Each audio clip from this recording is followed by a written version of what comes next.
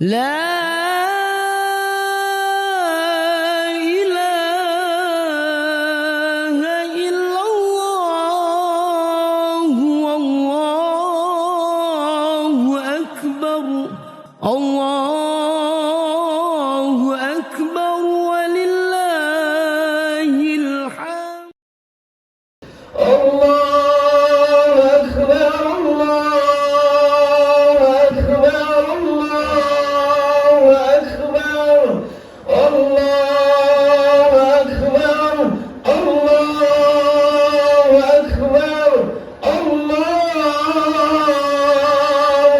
أكبر الله أكبر كبيرا والحمد لله كثيرا وسبحان الله بكرة وأصيلا لا إله إلا الله وحده صدق وعده ونصر عبده وأعز جنده وهزم الأحزاب وحده لا إله إلا الله وحده لا شريك له إياه نعبده وإياه نستعينه أشهد أن لا إله إلا الله وأشهد أن سيدنا وحبيبنا وشفيعنا ومولانا الذي بلغ الرسالة وأدى الأمانة ونصح الأمة وكشف الأمة صلى الله عليه وسلم لا نبي بعده اللهم صل على سيدنا محمد الفاتح لما أغلق والخاتم لما سبق ناصر الحق بالحق والهادي إلى صراطك المستقيم وعلى آله حق قدره ومقداره العظيم أما بعد Allah Subhanahu wa taala berfirman di dalam Al-Qur'an, A'udzu billahi as-sami'il 'alim minasy syaithanir rajim. Bismillahirrahmanirrahim. Ya ayyuhalladzina amanu taqullaha haqqa tuqatih wa la tamutunna illa wa antum muslimun. Wa qala aidan, A'udzu billahi minasy syaithanir rajim. Kutiba 'alaikumus shiyam kama min qablikum la'allakum tattaqun. Dalam hadis Nabi sallallahu alaihi wasallam bersabda, ittaqillah haitsu ma kunta wa asbi' as-sayyi'ata al-hasanah tamhuha wa khaliqin nas bi khuluqin hasan. Shadaqallahul azim wa shadaqar rasulul karim. Jamaah Idul Fitri yang insyaallah dalam lindungan dan ampunan Allah Subhanahu wa taala.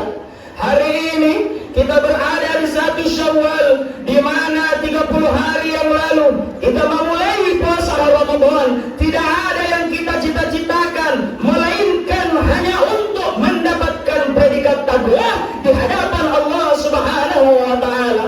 Kita memulai berpuasa, kita memulai salatul qiyam, qiyamul lail, kita melaksanakan salat tarawih dan witir, berpuasa di siang harinya, salat di malam harinya, lalu membaca Al-Quran semata-mata landasan iman dan takwa.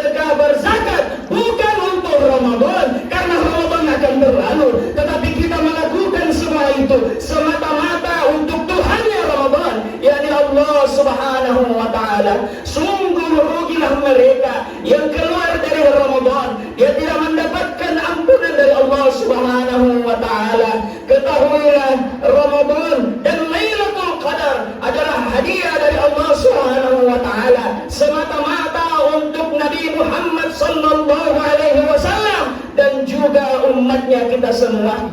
Jamaah Idul Fitri yang insyaallah dalam keadaan berbahagia.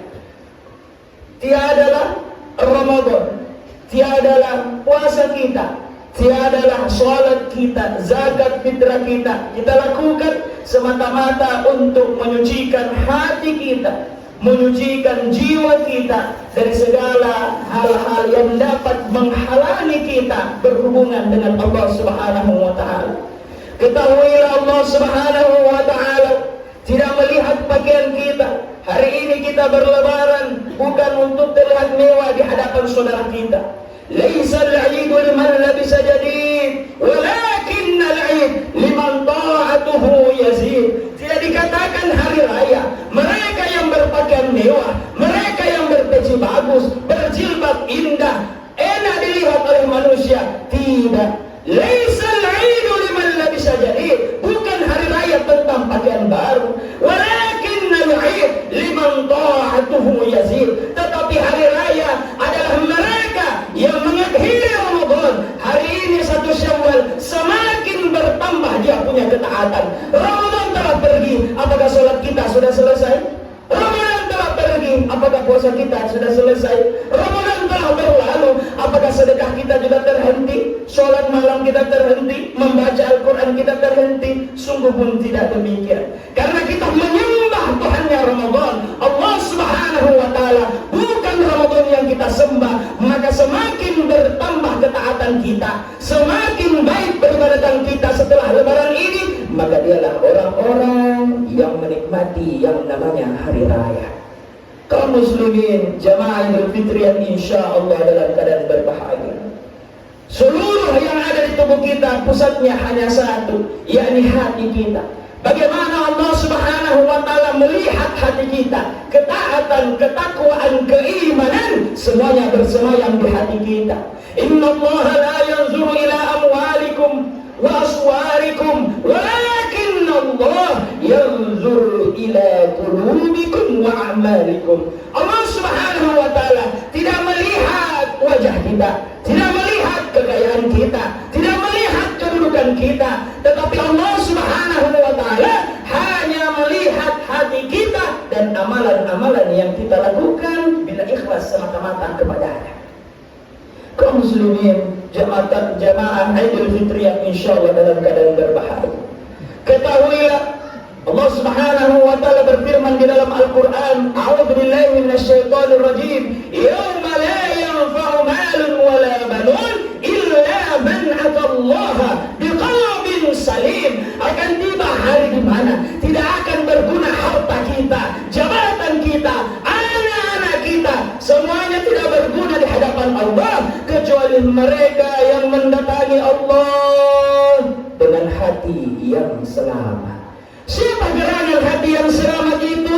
Yang pertama, hilangnya sifat-sifat yang dibenci oleh Allah Subhanahu wa ta'ala. Sifat sombong, Ramadan datang menghancurkan kesombongan itu. Sifat kikir, Ramadan datang menghancurkan rasa kikir itu. Ramadan datang menghilangkan seluruh sifat-sifat tamak, namimah, ghibah, pemecah belah, saling memutuskan silaturahmi. Ramadan datang semuanya menjadi hilang. Ketika kita beribadah semata-mata karena Allah, di hati kita ada Allah, maka seluruh apa yang kita lakukan insya Allah akan berbuah pahala di hadapan Allah Subhanahu wa ta'ala.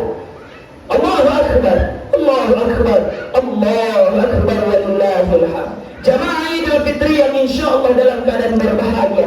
Hari ini kita berkumpul semata-mata ingin berbahagia, semata-mata ingin menyambung tali silaturahmi. Hakikat Idul Fitri, makna inti daripada Idul Fitri adalah kembali yang suci. Kita kembali ke suci. Apakah masih pantas kita punya masalah dengan saudara kita?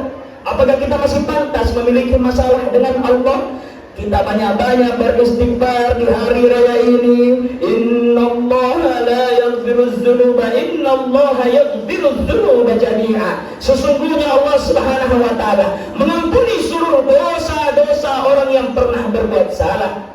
Kullu bani Adam khata'un wa khairul khata'ina at-tawwabun. Seluruh anak cucu Adam pernah melakukan salah, tetapi sebaik-baik orang yang berbuat salah adalah mereka yang cepat-cepat bertobat. Haqqullah. Ketika kita punya masalah dengan Allah, beristighfar, Allah akan ampun. La saghair ma'al istimrar wala kabair ma'al istighfar. Tidak ada dosa kecil kalau kita lakukan secara terus-menerus, sebagaimana gunung yang besar di sebelah kita ditumpuk-tumpuk dari batu-batu kecil. Tidak ada dosa kecil jika dilakukan secara terus-menerus. Wala kabair ma'al istighfar. Tidak ada dosa besar ketika sering digempur dengan istighfar. Allahu Akbar, Allahu Akbar, Allahu Akbar, walillahil hamd. Kita berkumpul hari ini ingin memperbaiki hubungan kita kepada Allah Subhanahu wa taala. Tetapi ketahuilah jamaah sekalian, Allah itu Maha Pengampun apapun dosa kita. Apakah kita pernah mencuri, apakah kita pernah berzina, membunuh orang, ketahuilah Rasul sallallahu alaihi wasallam pernah bersabda, "Man qala la ilaha illallah dakhala jannah." Siapa orang yang mengucapkan la ilaha illallah pasti masuk surga.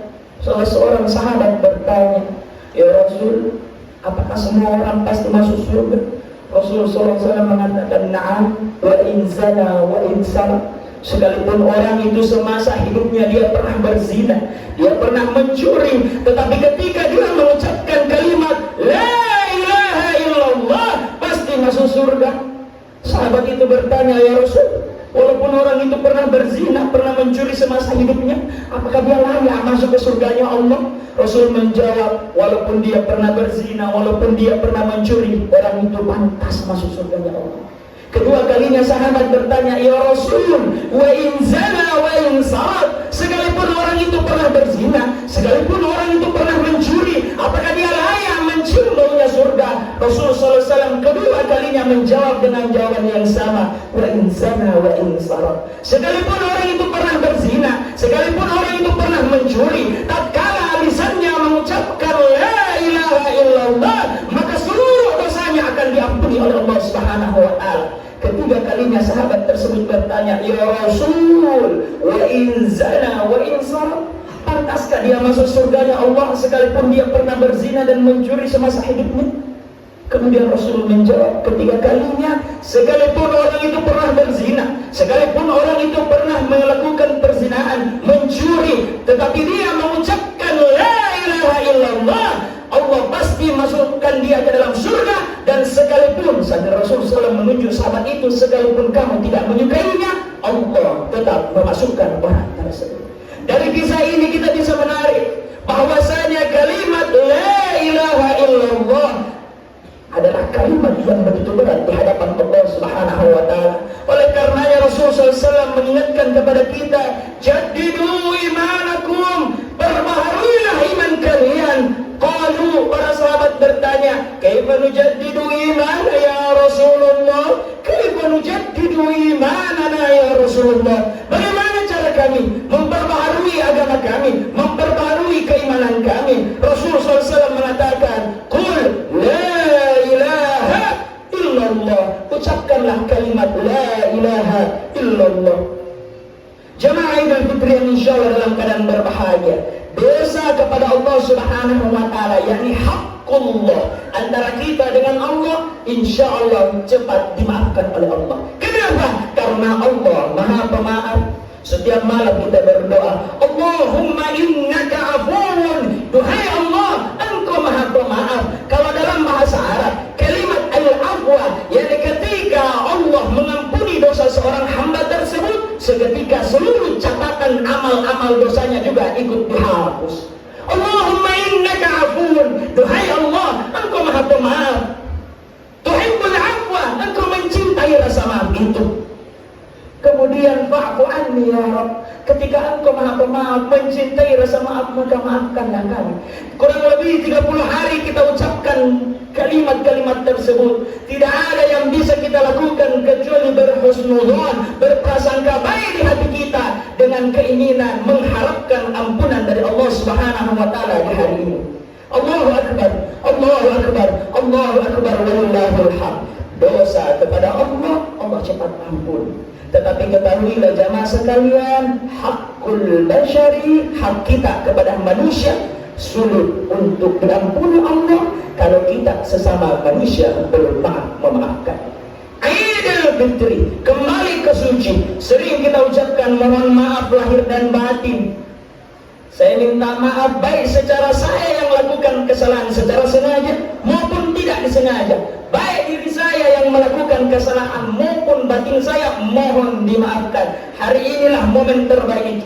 Mari kita saling memaafkan. Jangan sampai kita menyangka peribadatan itu hanya sholat. Peribadatan itu hanyalah dengan mengaji, berpuasa. Ketahuilah ibadah yang terbaik juga adalah menyambung tali silaturahmi. Kata guru-guru kami dari Mesir, sepakat bahwasanya menyambung tali silaturahmi itu wajib dan memutuskannya adalah sesuatu yang haram.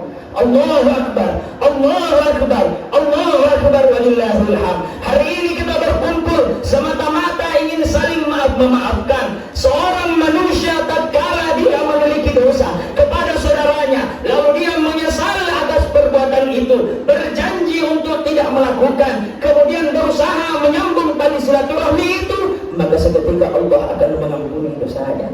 Sungguh celaka, sungguh merugi orang yang keluar dari Ramadan, telah beramal Idul Fitri darinya, tetapi tidak ada rasa maaf sesamanya. Demi Allah saya katakan, orang tersebut diancam neraka oleh Allah Subhanahu wa taala. Bagaimana sih keajaiban orang yang menyambut tali silaturahmi? Suatu ketika guru kami Maulana Syekh Muhammad Mutawalli Sya'rawi menceritakan, adalah Rasul sallallahu alaihi wasallam sedang duduk bersama sahabat. Tiba-tiba Rasul sallallahu alaihi wasallam menengok ke atas sambil tersenyum. Salah seorang sahabat bertanya, "Ya Rasul, tidak ada hujan, tidak ada angin, tiba-tiba engkau tersenyum. Ada apa ya Rasulullah?" Kemudian Rasulullah SAW mengatakan, di atas sedang ada dua orang berdebat yang mengharapkan haknya diberikan oleh Allah Subhanahu wa taala. Dua orang itu yang pertama adalah seorang korban, di mana korban ini sering dihina, sering diinjak-injak, dia punya harga diri, dia berhadapan dengan Allah, dia minta keadilan dengan Allah Subhanahu wa taala. Ya Allah, hari ini aku berhadapan denganmu, aku minta cucuran nikmat dan keadilanmu, adili aku ya Allah dengan seadil-adilnya. Kemarin aku, kata si korban, aku disia-siakan, aku dihinakan, direndahkan oleh orang yang di sebelahku, yang si pelaku. Mohon keadilanmu ya Allah, adililah si pelaku ini. Kemudian Allah berfirman kepada si korban, apa yang engkau inginkan? Si korban itu menjawab, ya Allah, aku minta seluruh amal kebaikan orang yang menzalimiku, si pelaku ini, untuk pindah kepadaku ya Allah. Kemudian Allah Subhanahu wa taala berfirman, si pelaku itu tidak pernah melakukan amal kebaikan. Si korban kemudian mengatakan, ya Allah, kalau demikian aku minta seluruh dosaku dipindahkan kepada si pelaku itu. Allah Subhanahu wa taala berfirman kepada si korban, apakah kamu senang bila seluruh dosamu dipindahkan kepada saudaramu? Kemudian si korban mengatakan, lantas bagaimana ya Allah, aku minta keadilanmu? Apakah saya pantas dihinakan di dunia lalu di akhirat tidak diberikan keadilan? Allah Subhanahu wa taala berfirman kepada si korban, coba kamu hadapkan kepalamu di sebelah kanan. Lalu kemudian si korban itu melihat di sebelah kanannya ada bau yang begitu indah yang tidak pernah dicium hidungnya selama di dunia. Ada pemandangan yang begitu menakjubkan yang tidak pernah dilihat, disaksikan oleh matanya. Ada suasana yang indah, riang yang tidak pernah dirasakan oleh kulitnya. Kemudian si korban itu mengatakan, ya Allah, izinkan aku tinggal di tempat tersebut. Allah Subhanahu wa taala berfirman, tidak semudah itu. Kalau kau ingin tinggal di tempat itu, harus ada bayarannya. Si korban dengan keinginan yang begitu besar ingin tinggal di tempat tersebut berkata, "Ya Allah, apapun bayarannya aku siap karena aku ingin tinggal di tempat tersebut." Seketika Allah Subhanahu wa taala berfirman, "Bayarannya cuma satu, kamu genggam saudaramu di sebelah, maafkan dia, lalu sama-sama kau masuk ke dalam surga." Allahu Akbar, Allahu Akbar, Allahu Akbar, walillahil hamd. Maka sifat maaf memaafkan adalah salah satu yang dianjurkan oleh Rasulullah Sallallahu Alaihi Wasallam. Bukankah telah sampai kepada kita bagaimana sifat maafnya Sayyidina Muhammad Sallallahu Alaihi Wasallam tatkala Sayyidina Rasulullah Sallallahu Alaihi Wasallam diperintahkan oleh Allah untuk masuk ke kota Taif. Dari kota Mekah beliau Rasul Sallallahu Alaihi Wasallam berjalan menuju kota Taif dalam keadaan sedih karena di tahun tersebut wafat dua kekasih tercintanya. Kemudian siapakah orang tercinta itu? Siti Khadijah, istri tercinta. Kemudian Sayyidina Abi Thalib, paman tercinta. Meninggal dua kekasih tercintanya Rasulullah SAW di tahun tersebut. Allah perintahkan dengan tujuan ingin menghibur Rasulullah, "Hei Muhammad, silahkan kau pergi kota Taif." Ketika Rasulullah SAW sampai di kota Taif, bukan tolak al-badru yang diberikan sambutan untuk Rasulullah SAW, tetapi lemparan batu, kotoran, tulang dan kayu mengenai wajah mulia Sayyidina Muhammad Sallallahu Alaihi Wasallam. Sampai-sampai salah seorang sahabat yang berdiri tegap sebagai perisai di hadapan Rasulullah Sallallahu Alaihi Wasallam, sahabat itu tidak kuat untuk membentengi lemparan-lemparan dari seluruh penduduk kota Taif. Terjatuh sahabat tersebut. Sisa Rasul Sallallahu Alaihi Wasallam berdiri mengenai wajahnya batu yang begitu besar, sampai-sampai di dalam riwayat mengucur darah yang begitu mulia dari wajahnya Sayyidina Muhammad Sallallahu Alaihi Wasallam.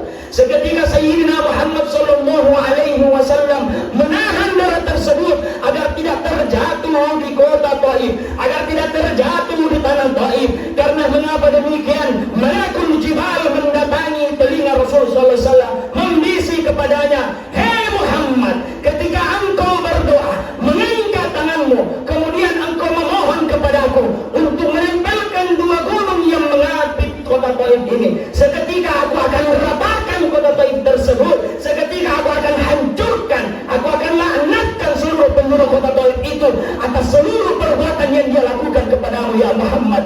Tetapi akhlaknya Rasulullah Sallallahu Alaihi Wasallam, beliau melap membersihkan darah itu menggunakan kain yang mulia yang beliau pakai Sallallahu Alaihi Wasallam. Kemudian Rasulullah SAW mengangkat tangannya seraya berdoa kepada Allah, "Ya Allah, ampunilah seluruh penduduk kota Taif.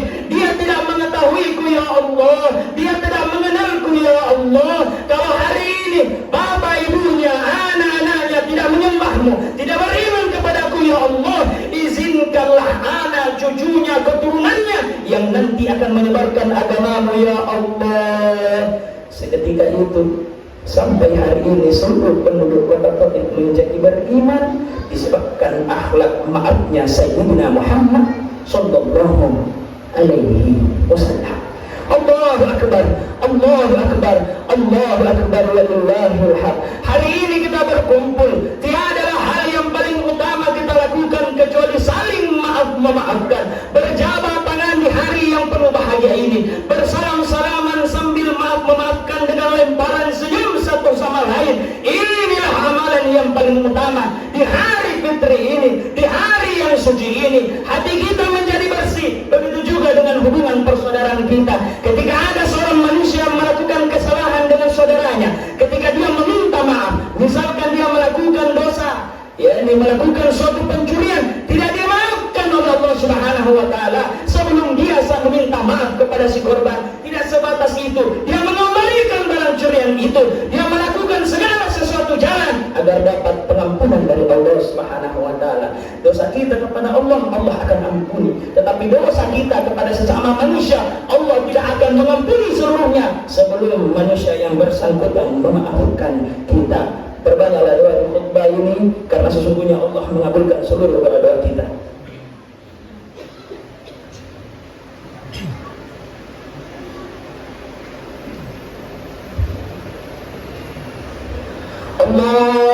Akbar, Allahu Akbar, Allahu Akbar, Allahu Akbar, Allahu Akbar, Allahu Akbar, Allahu Akbar, Allahu Akbar kabira, walhamdulillahi katsira, wa subhanallahi bukratan wa asila, alhamdulillahi wa kafa, wassalatu wassalamu ala sayyidina Muhammadin al-Mustafa wa ala alihi ahli sidqi wal wafa. Amma ba'd. Jamaah Idul Fitri yang insyaallah dalam keadaan berbahagia. Ramadan telah berakhir, bukan berarti puasa tak juga berakhir.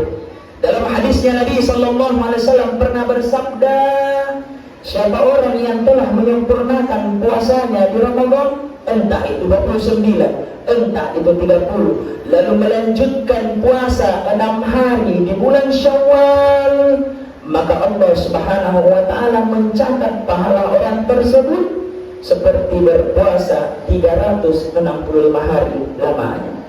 6 hari puasa yang kita lakukan karena iman kepada Allah, semata-mata karena Allah, ketulusan kita, ikhlas kita, khalisan liwajhillah taala, semata-mata untuk Allah Subhanahu wa taala. 6 hari ini diganti dengan 365 hari puasa.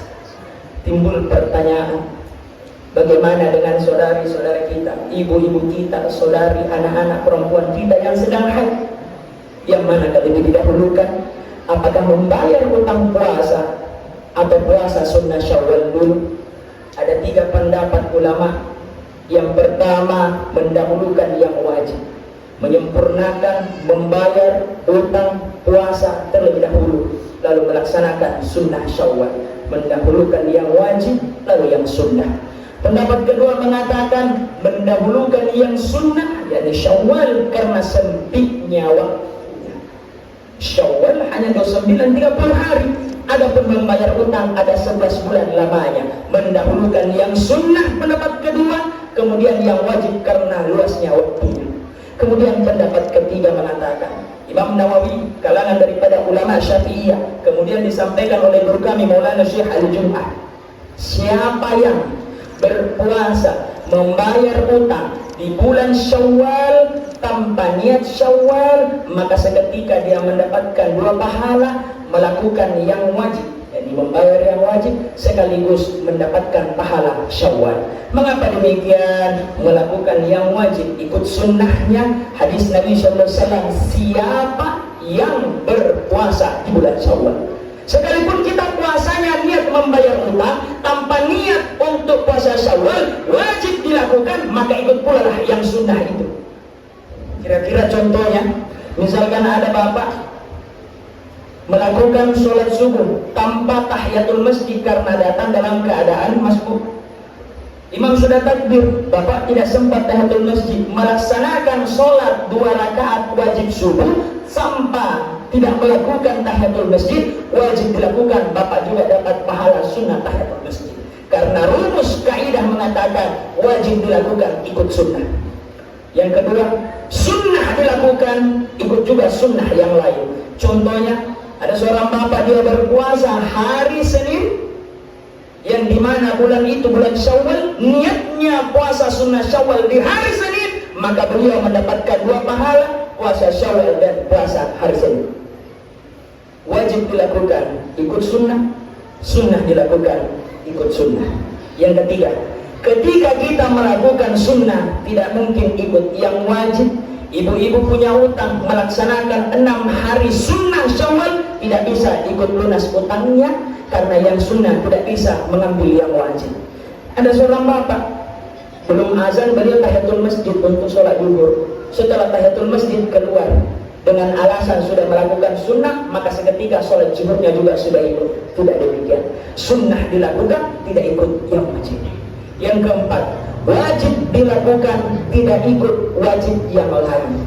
Misalkan bapak datang dalam keadaan maghrib, setelah sholat maghrib masuk sholat isya, tidak sholat isya dengan alasan saya sudah melakukan maghrib maka ikut pula lah isya saya. Tidak, wajib dilakukan, tidak ikut wajib yang lain. Ketika kita melakukan kewajiban satu, tidak bisa digabungkan dengan kewajiban yang lain. Wajib dilakukan, ikut sunnah. Sunnah dilakukan, ikut sunnah. Sunnah dilakukan, tidak ikut wajib. Wajib dilakukan, tidak ikut yang wajib. Kembali ke permasalahan di awal. Yang mana akan didahulukan? Ketika kita punya utang puasa, apakah bayar dulu qadha atau sunnah Syawal dulu? Pendapat pertama mengatakan yang wajib dulu lalu yang sunnah, karena mendahulukan yang wajib jauh lebih utama dibandingkan yang sunnah. Pendapat pertama. Pendapat kedua mengatakan sunnah dulu karena sempit waktunya, lalu yang wajib karena luas waktunya. Pendapat kedua. Pendapat ketiga mengatakan hanya dengan melakukan yang wajib ikut pahala sunnahnya. Ibu punya utang 6 hari, kemudian dibayar di bulan Syawal, seketika utangnya lunas, puasa Syawalnya juga selesai, karena wajib dilakukan ikut yang sunnah. Pendapat pertama wajib dulu baru sunnah, benar. Pendapat kedua sunnah dulu baru wajib, benar. Pendapat ketiga melakukan yang wajib ikut yang sunnah juga benar. Pendapat 1, 2, 3 benar. Maka tugas kita jangan tinggalkan puasa sunnah Syawal. Timbul pertanyaan kedua sebelum menutup khutbah kedua ini, yang mana lebih afdal? Apakah puasa Syawal itu berturut-turut atau berputus-putus? Kata para ulama guru kami di Mesir, dianjurkan berpuasa Syawal. Hari ini kita beridul fitri 1 Syawal, besok tanggal 2 Syawal, lalu dilanjutkan 2, 3, 4, 5, 6, 7. Maka kita boleh melakukan puasa Syawal. Mau itu secara terus-terusan tanpa ada putus. Pendapat kedua mengatakan boleh secara putus-putus. Mungkin di minggu pertama 2, di minggu ketiga atau di minggu kedua 2, di minggu ketiga 2, kemudian terakhir nanti selesai 6 hari. Catatannya kita boleh puasa sunnah Syawal mau secara berturut-turut, berputus-putus, dengan catatan tidak boleh keluar di bulan Syawal. Semoga kita diberikan umur yang panjang, bisa bertemu dengan Ramadan yang akan datang. Semoga Allah mencucurkan ampunan, maghfirah, al-afwah di dalam hati kita. Kita keluar dari Ramadan ini, kita beridul fitri hari ini kembali seperti bayi yang baru lahir, suci. Bukan hanya suci hubungan kita dengan Allah, tetapi hubungan kita dengan seluruh saudara-saudara yang pernah kita temui. Saling maaf-memaafkan adalah jalan tercepat menuju surganya Allah Subhanahu wa ta'ala. A'udzubillahi minasyaitonir rajim. Bismillahirrahmanirrahim. Allahumma shalli wa sallim wa karrim wa azim ala hadrati sayyidina Muhammad sallallahu alaihi wasallam. Allahumma ighfir lana wa liwalidina warhamhum kama rabbawna shighara. Allahumma ighfir lil muslimina wal muslimat wal mu'minina wal mu'minat al ahya'i minhum wal amwat innaka sami'un qaribun mujibud da'wati ya qadil hajat. Allahumma innaka afuwun karimun halimun azimun tuhibbul afrah fa'fu anna ya Rabb, fa'fu anna ya Rabb, fa'fu anna faghfir lana ya Allah ya arhamur rahimin. Rabbana zalamna anfusana wa in lam taghfir lana wa tarhamna lanakunanna minal khasirin. Allahumma ansur ikhwanana fi Palestin. Allahumma ansur ikhwanana fi Palestin. Allahumma ansur ikhwanana fi Palestin wa fi Gaza wa fi Suriya wa fi Yaman wa fi kulli biladil muslimin.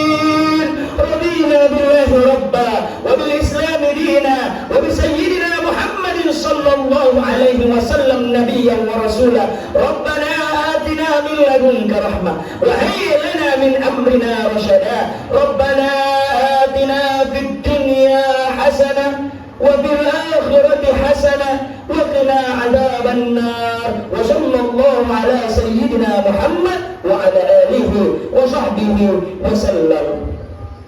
Taqabbalallahu minna wa minkum kullu 'am wa antum bi khair. Eid Sa'id Mubarak.